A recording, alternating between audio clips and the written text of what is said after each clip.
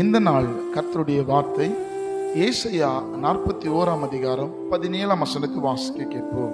கர்த்தராகிய நான் அவர்களுக்கு செவி கொடுத்து இஸ்ரவேலின் தேவனாகிய நான் அவர்களை கைவிடாதிருப்பேன். இஸ்ரவேலின் தேவனாகிய நான் அவர்களை கைவிடாதிருப்பேன். இந்த காலை வேளையில கர்த்தர் உங்க சத்தங்களை கேட்கிறவராய் இருக்கிறார்.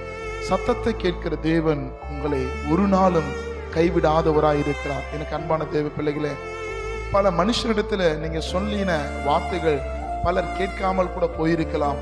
ஆனா கர்த்தருடைய சமூகத்துல சொல்லப்படுகிற வார்த்தைகளை அவர் கேட்டு, அந்த வார்த்தைகளை கேட்டு அதை நிறைவேற்றுகிற வரையிலும் கர்த்தர் தம்முடைய பிள்ளைகளுடைய கைகளை கைப்பிடித்து கடைசி வரையிலும் நடத்துவதற்கு தேவன் உண்மையுள்ளவராய் இருக்கிறார்.